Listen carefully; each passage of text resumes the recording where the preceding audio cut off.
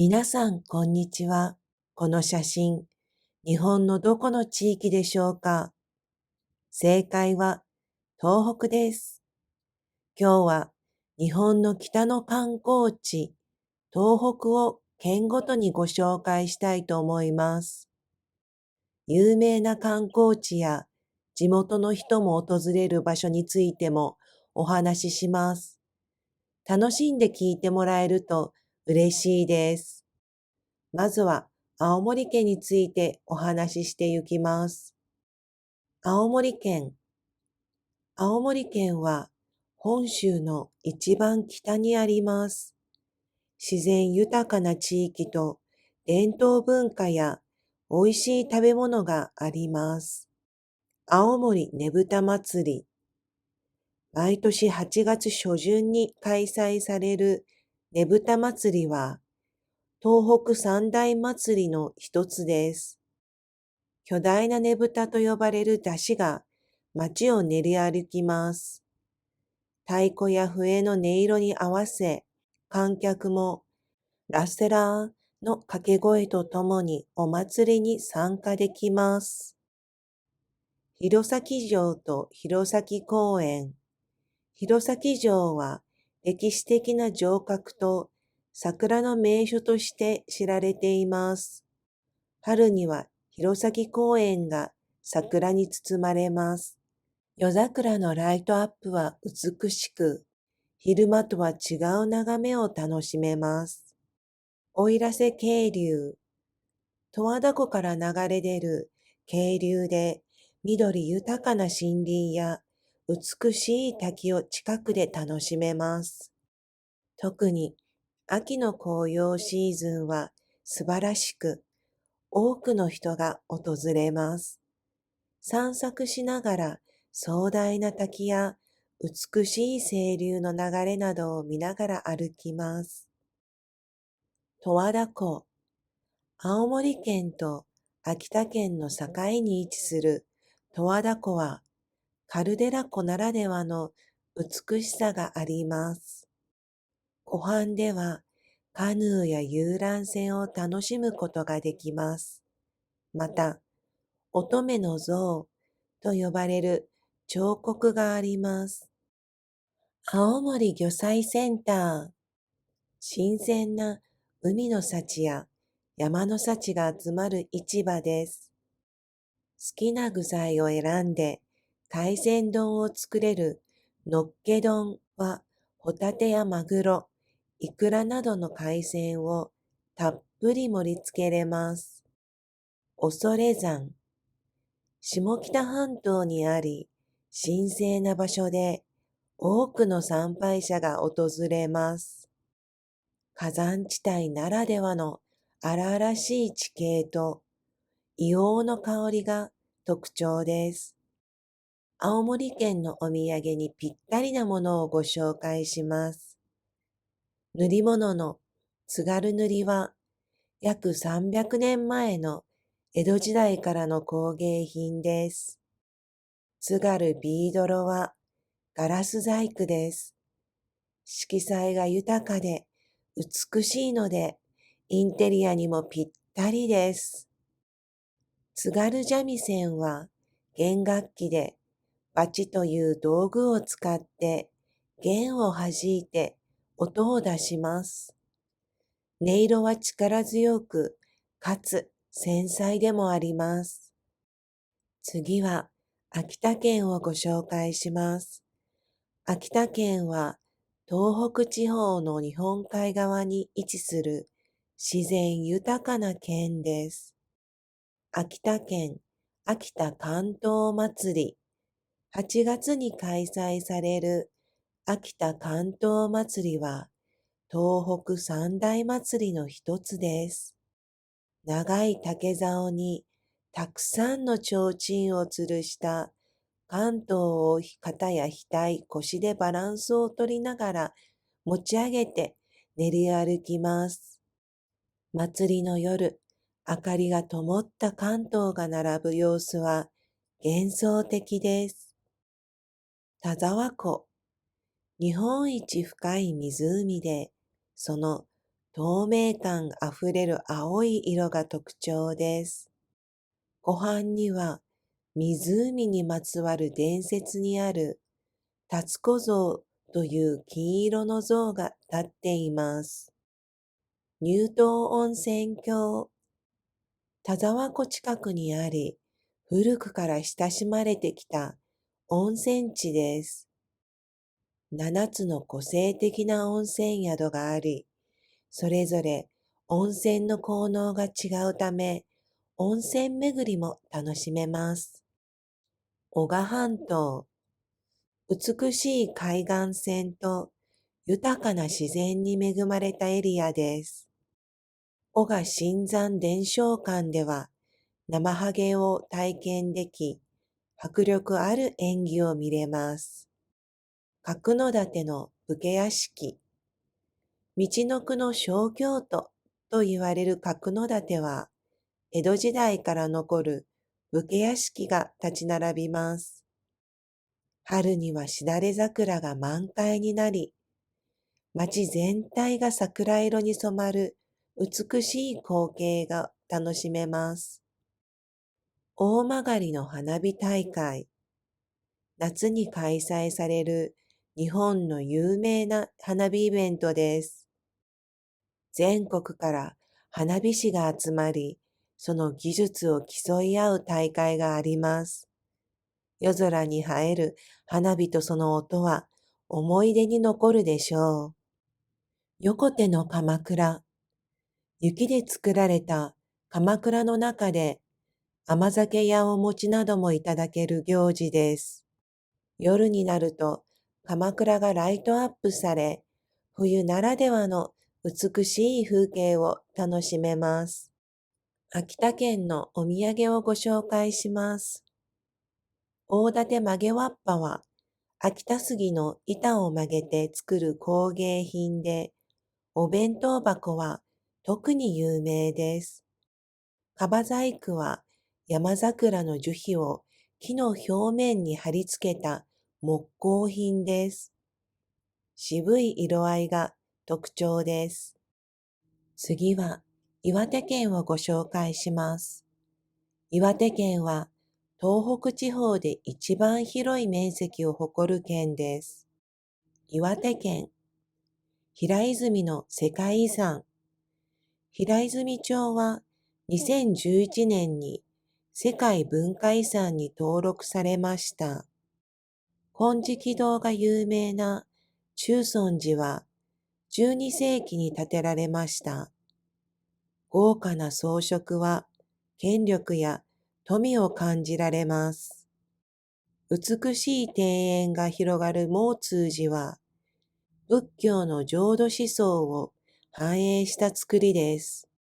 三陸海岸と北山崎、岩手県の東側に広がる三陸海岸はリアス式海岸線が特徴です。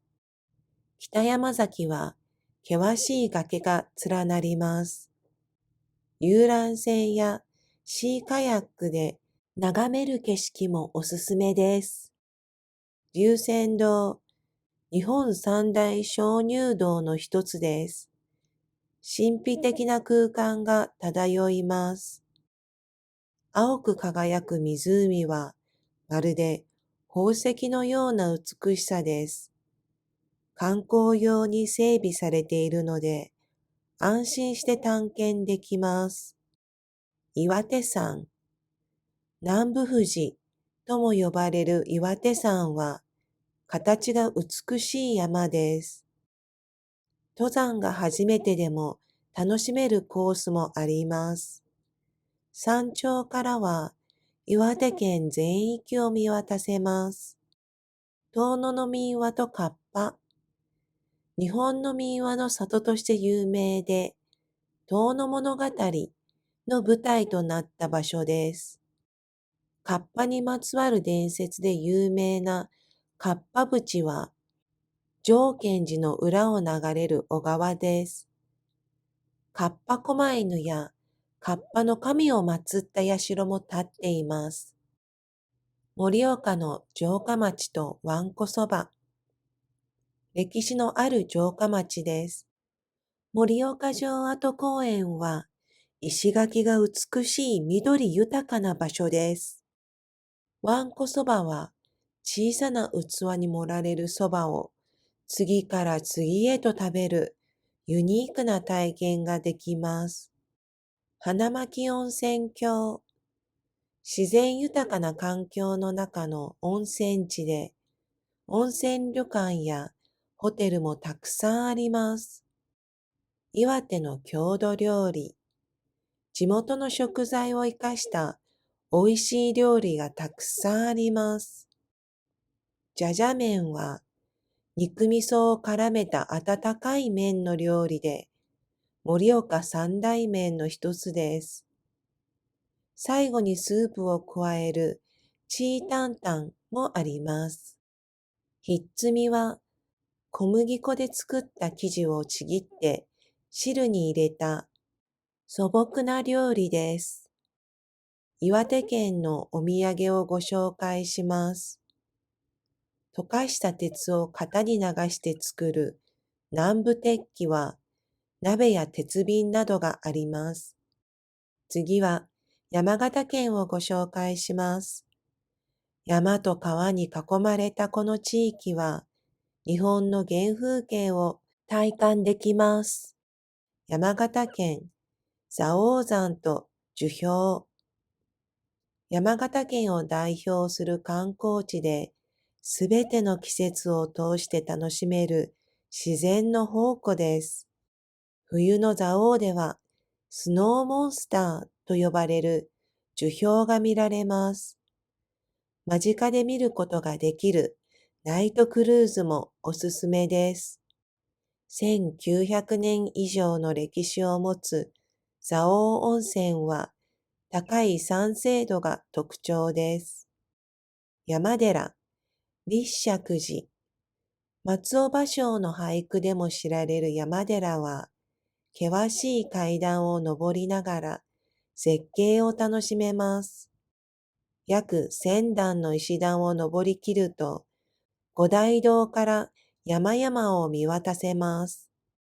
銀山温泉、大正ロマンを感じさせる木造の旅館が立ち並び、ノスタルジックな雰囲気が素敵です。夜にはガス灯が灯り、幻想的な景色は写真映えすることで有名です。最上川船下り。山形の自然を感じるなら、最上川の船下りがおすすめです。山形のフルーツ。フルーツ王国としても有名で、美味しい果物が楽しめます。さくらんぼの中では特に佐藤錦が日本でも評価の高い品種です。秋から冬にかけては良い香りと滑らかな食感のラフランスが旬を迎えます。地元の料理、山形そばが有名で、田舎そばや冷たい肉そばが人気です。芋煮も有名な郷土料理です。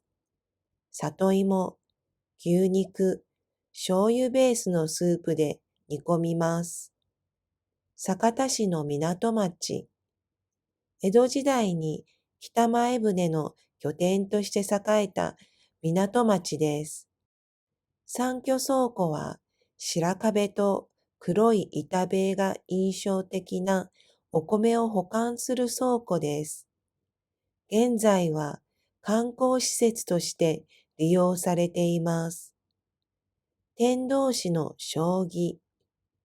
将棋の駒の産地として有名です。駒をモチーフにした看板などがあり、将棋好きにはおすすめな場所です。山形県のおすすめのお土産をご紹介します。天童将棋駒は天然の漆を使用し、黒く輝く力強い文字が特徴です。山形こけしは木材をろくろにかけて引き、スリムでまっすぐな胴体が特徴です。次は宮城県をご紹介します。太平洋に面した美しい海岸線や歴史的な名所、豊かな自然が魅力です。宮城県松島、日本三景の一つに数えられる場所です。遊覧船に乗って大小260余りの美しい島々が浮かぶ松島湾の景色を楽しむ松島湾クルーズはおすすめです。松島の中心地にある瑞岩寺は伊達政宗ゆかりの寺院です。仙台城、伊達政宗が築いた仙台城の跡地では騎馬像とともに写真を撮るのも人気です。仙台市博物館では貴重な文化財が展示されています。鳴子温泉郷、北部に位置し、5つの温泉地からなるエリアです。こけしの産地としても有名です。こけし作りを体験したり、見学して文化に触れることができます。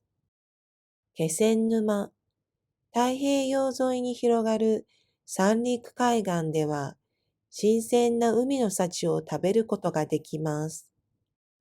新鮮な魚介類を使った料理は絶品です。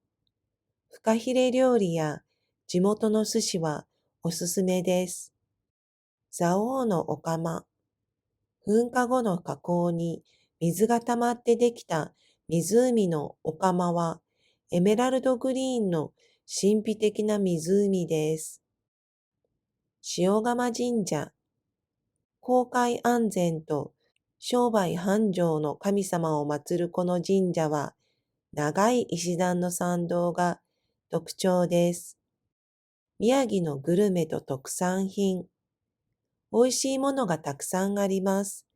有名なものを紹介します。仙台市発祥の牛タン料理は、厚切りでジューシーな味わいが特徴です。ご飯やとろろとの相性も良いです。ずんだ餅は枝豆をすりつぶして作ったずんだに餅を絡めたスイーツです。笹かまぼこは魚のすり身を笹の葉の形にして焼いた練り物です。仙台タンスは重厚な質感、美しい漆塗り、華やかな飾り金具があります。仙台お筆は伊達政宗が京都から筆師を呼び、筆の作り方を人々に習わせ作らせたと言われています。最後は福島県をご紹介します。豊かな自然景観や温泉地、歴史的な名所があります。福島県会津若松市、会津藩の歴史に触れることができます。鶴ヶ城、会津若松城は戦国時代の名城として知られています。会津武家屋敷は江戸時代の武士の暮らしを感じられる施設で、当時の生活様式を展示しています。飯盛山は白虎隊の悲劇的な歴史が残る場所です。天峡湖、日本で4番目に大きな湖で、ボート遊びやカヌーを楽しんだりできます。土湯温泉、標高900メートルにあり、静かな山の中の温泉地です。大内宿、江戸時代の宿場町の面影を残す集落で、かやぶき屋根の古民家が並びます。地元の名物、ネギそばを味わうことができます。丸ごと添えられた長ネギをお箸代わりに食べます。福島のグルメ。地元の新鮮な食材を使ったグルメが豊富です。喜多方ラーメンは平打ち麺とあっさりとした醤油のスープです。品質の高い福島牛は肉質が柔らかくジューシーでステーキやしゃぶしゃぶ、焼肉としていただけます。あんこう鍋はあんこうの実や肝を使った濃厚なスープで寒い時期にぴったりな冬の名物料理です。福島県のお土産をご紹介します。会津塗りはお椀や重箱など生活の中にある漆器として親しまれています。赤べこは牛の形をした人形です。赤の上に黒の斑点や白の縁取りがされ、触るとゆらゆらと揺れる首がかわいいです。いかがでしたか？ここまでご覧くださりありがとうございます。次は友達に話すような言葉で話していきますね。こんにちは。日本の北にある東北を県ごとに紹介していくよ。有名な観光地や地元ならではのスポットも紹介するから、ぜひ最後まで楽しんでいってね。まずは青森の魅力からね。青森県。青森県は本州の一番北にあるよ。綺麗な景色が楽しめたり、温泉や美味しいご飯もあるんだ。青森ねぶた祭り。毎年8月の頭にやってる青森ねぶた祭り。これ、東北三大祭りの一つなんだよ。大きなねぶたっていう出汁が夜の街を歩くの。太鼓とか笛の音が響いてて、観客もラッセラーって掛け声で盛り上がるの。弘前城と弘前公園。弘前城は歴史あるお城で桜の名所としても有名。春になると弘前公園が桜でいっぱいになって全国から観光客が集まるよ。夜桜のライトアップもすごく綺麗だよ。奥入瀬渓流。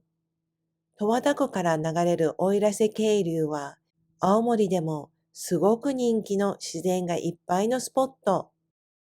特に秋の紅葉シーズンはすごくて散策しながら癒されるはず。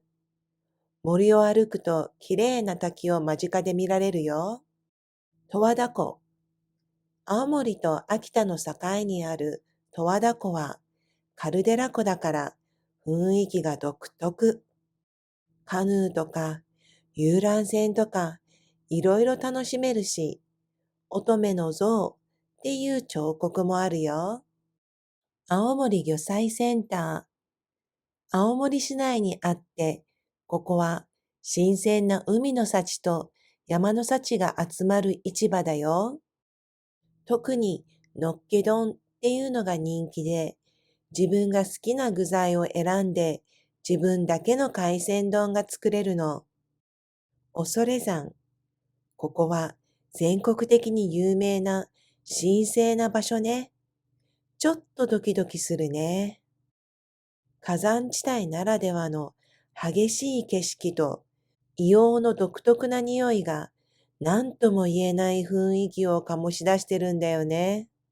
青森県のお土産にぴったりなのを紹介するね。江戸時代からの塗り物の津軽塗は日本らしい工芸品だよ。津軽ビードロは色の置き方やデザインが綺麗なガラス細工なの。手作りのぬくもりも感じられるよ。津軽三味線は小さい弦楽器でバチっていうピックみたいな道具を使って弾くの。一度音色を聞いたら忘れられないと思うよ。次は日本海側にある秋田県。綺麗な風景が楽しめるし、伝統文化や温泉、美味しい料理もいっぱいあるよ。秋田県、秋田竿燈祭り。毎年8月に開かれる東北三大祭りの一つだよ。稲穂をイメージした長い竹竿にたくさんの提灯を吊るした関東っていうのを額や腰でバランスをとって歩いてるの。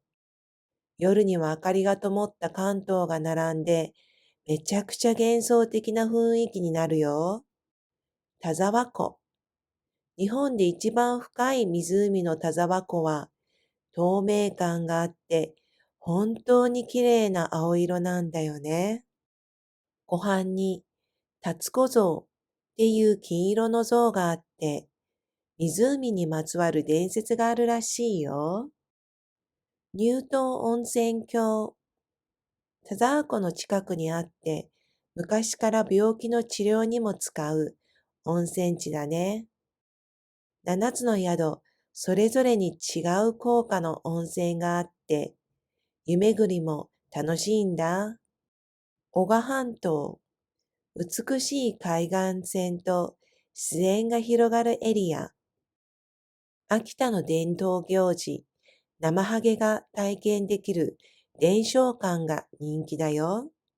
でも、子供は怖くて泣いちゃうかも。角館の武家屋敷、道のくの小京都って言われてるよ。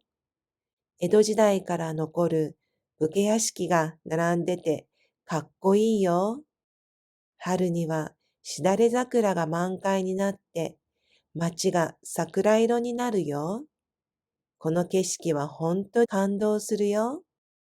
大曲の花火大会。夏に開催される日本でも大きめの花火イベントだね。全国の花火師たちが花火の綺麗さを競い合う大会もあって、すごい迫力の花火が見れるよ。横手の鎌倉。雪で作った鎌倉の中で甘酒とかお餅を振る舞ってくれるよ。夜になるとライトアップされて綺麗だよ。冬ならではの体験だね。秋田県のお土産をちょっと紹介するね。まず、大館曲げわっぱ。秋田杉の板を曲げて作る工芸品なの。特にお弁当箱が有名だよ。それから、樺細工っていうのもおすすめ。樹皮を木の表面に貼り付けて作る木工品。渋い色合いが味があっていいよ。岩手県は東北地方で一番広い県。歴史的なスポット、美しい海岸線が揃った魅力的なエリアなんだよ。岩手県平泉の世界遺産。平泉町は2011年に世界文化遺産に登録されたよ。金色堂で有名な中尊寺は12世紀に建てられたよ。キラッキラの金色堂の豪華さは見てほしいな。お金がかかったと思うよ。美しい庭が広がる毛通寺は季節ごとに違う風景が楽しめるし、日本の庭園って感じ。三陸海岸。岩手の東側に広がるリアス式海岸。おすすめの北山崎は激しい崖が連続する中、遊覧船やシーカヤックで海の上から見るのもまた良いと思うよ。龍泉洞。日本三大鍾乳洞の一つ。ここ、めちゃめちゃ神秘的な洞窟なんだよ。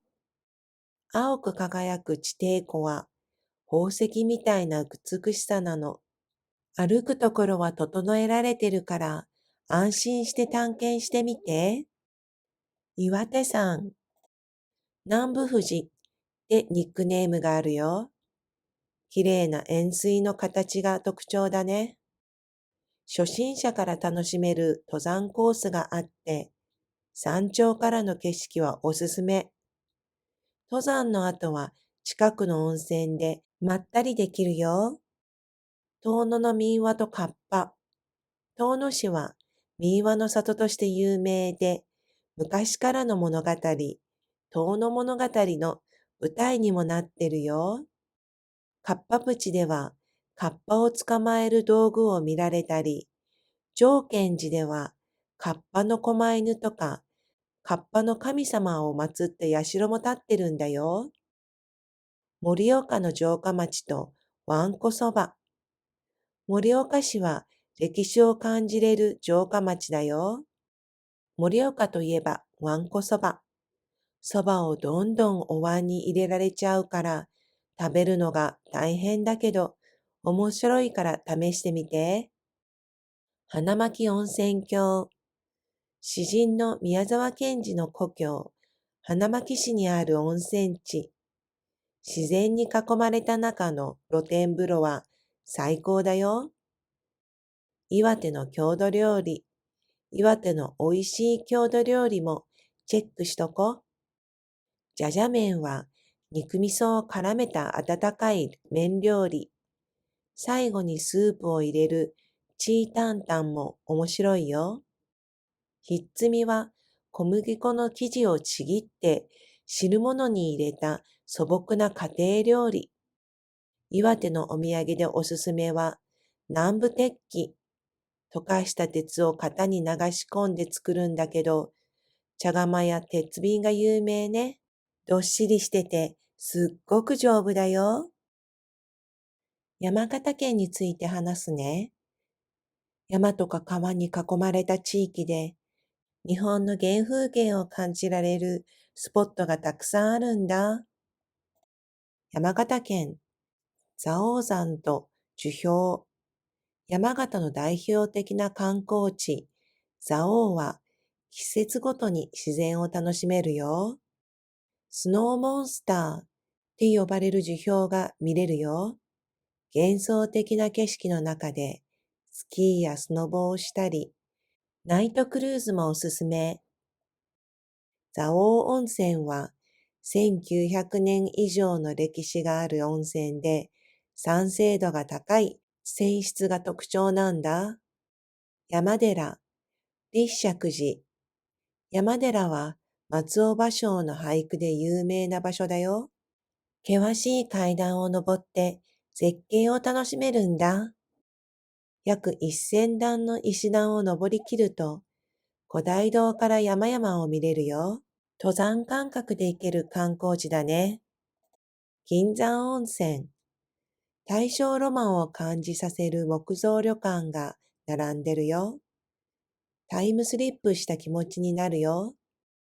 夜になるとガス灯が灯ってロマンチック。冬の雪が積もった街並みが写真映えするよ。最上川船下り。自然を感じたかったら、最上川の船下りがいいよ。船頭さんが歌う船歌を聴きながら川を下るよ。山形のフルーツ。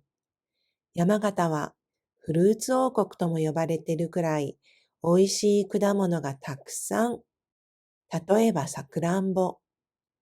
夏に山形に行ったらさくらんぼ狩りをするのがおすすめ。特に佐藤錦っていうのが美味しいって有名だよ。